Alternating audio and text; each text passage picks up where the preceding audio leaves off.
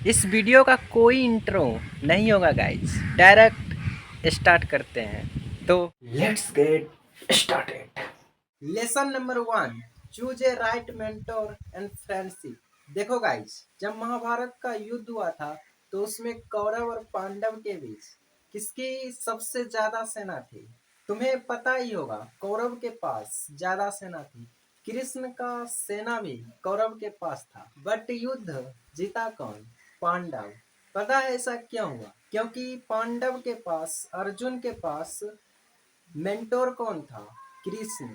यानी अर्जुन के पास एक राइट मेंटोर था, गुरु था, इसलिए वो युद्ध जीत गया। जब भी अर्जुन युद्ध से भटकता था, उसे हर चीज, फैमिली, फ्रेंड्स के चक्कर में वो पड़ जाता था, तब तब कृष्ण उसे हेल्प करता था, उसे अपने लक्ष्य से भटकने नहीं देता था। इसलिए तुम्हारी भी लाइफ में एक ट्रू मेंटोर होना जरूरी है।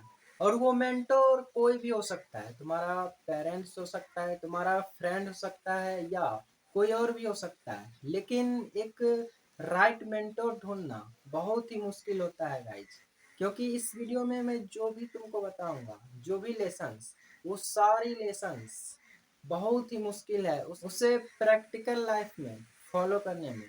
तो इस बात को ध्यान में रखते हुए नेक्स्ट लेसन की तरफ बढ़ते हैं। Lesson number 2, focus on the work not the result. ये चीजें कहने में जितना इजी लगता है, ये प्रैक्टिकल लाइफ में उतना ही मुश्किल होता है। अगर तुम एक क्रिएटर या एंटरप्रेन्योर बनना चाहते हो तो तुम्हें कितना दिन तक बिना रिजल्ट के वर्क करना पड़ सकता है, ये कोई नहीं बता सकता। या तुम कोई ऐसे फील्ड चूज कर रहे हो जैसे एथलीट बनना, बड़े बड़े फुटबॉलर, क्रिकेटर या फिर सिंगर, इस सब में इतना ज़्यादा पेशेंस लगता है कि बहुत सारे लोग कुछ ही दिनों में क्विट कर देते हैं।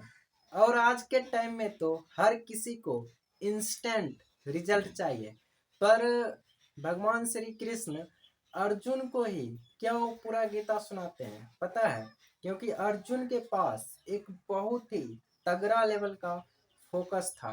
जब अर्जुन की परीक्षा गुरु द्रोणाचार्य ले रहे थे जंगल में, एक पेड़ पर एक चिड़िया के आंखों में मारने के लिए तीर, उस समय सारे छात्र जो है वो, उनसे पूछा गया कि तुम्हें क्या क्या दिख रहा है? सब कह रहे थे मुझे पेड़ दिख रहा है, चिड़िया दिख रहा है, ये दिख रहा है, वो दिख रहा है।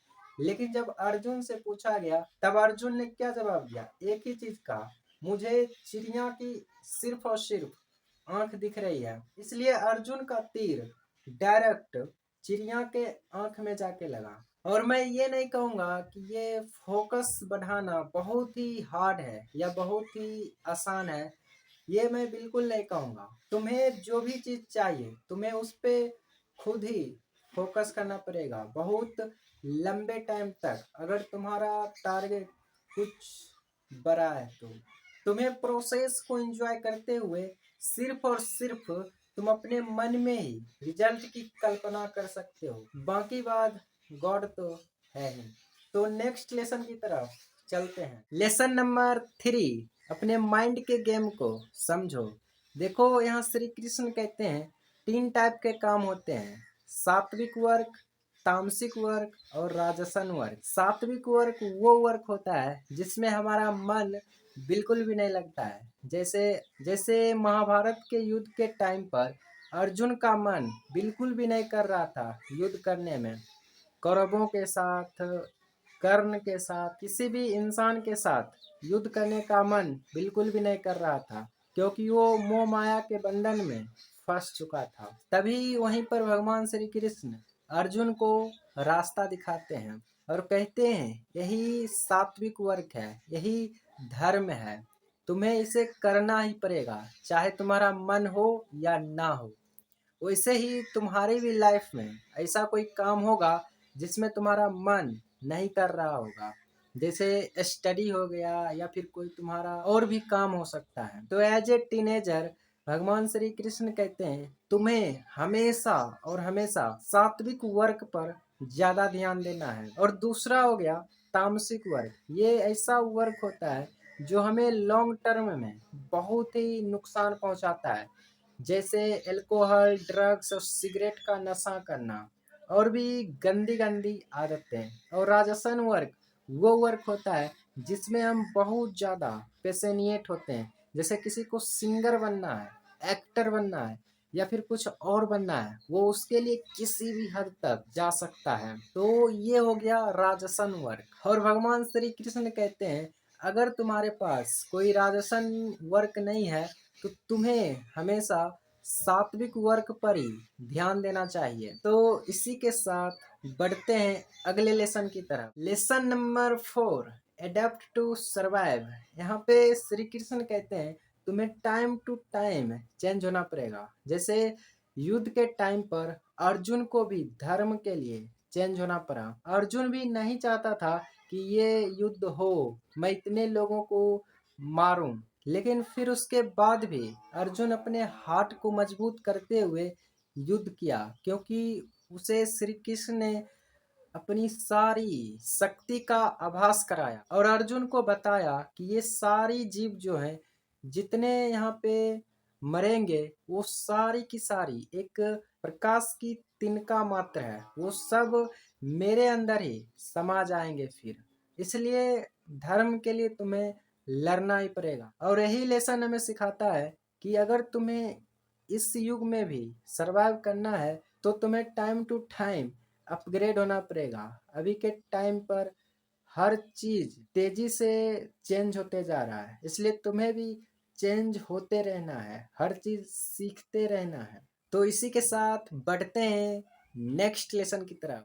Lesson number 5, arrogance leads only to downfall. यानी जब तुम्हारे अंदर कोई ईगो चलाता है, घमंड चलाता है, तो उसी टाइम से तुम्हारा डाउनफॉल शुरू हो जाता है। तुम आज किसी को भी देख लो जो कुछ बड़ा बड़ा काम किया है किसी भी फील्ड में, उसके अंदर थोड़ा सा भी ईगो नहीं होगा, एटीट्यूड जरूर होगा। एटीट्यूड होना चाहिए। एटीट्यूड और ईगो में फर्क होता है। ईगो वो चीज होता है जो तुम्हें दूसरों से ईर्ष्या करवाता है, पर एटीट्यूड वो चीज होता है जो तुमने अपने दम पे हासिल किया है। इसलिए तुम्हारे अंदर एटीट्यूड होना चाहिए, ईगो कभी भी नहीं होना चाहिए। क्योंकि महाभारत के युद्ध के समय में दुर्योधन को बहुत ही ज्यादा ईगो आ गया था, घमंड आ गया था, तभी से उसका डाउनफॉल शुरू हो गया। इसलिए यहाँ पे श्री कृष्ण कहते हैं तुम कुछ भी करो, कितना भी बड़ा हो जाओ, तुम्हारे अंदर ईगो बिल्कुल भी नहीं होना चाहिए। तुम्हें हमेशा हम्बल लेना है और जो इंसान जैसा है उसके साथ वैसा ही बिहेव करना है। तो आई होप, मैं उम्मीद करता हूँ तुम्हें सारी लेसन्स समझ आ गई होगी। ये कोई स्क्रिप्टेड वीडियो थी नहीं, क्योंकि मैं जो भी बोला, जितना मुझे पता था मैं वो बोल दिया। तो मिलता हूँ नेक्स्ट वीडियो में। थैंक्स।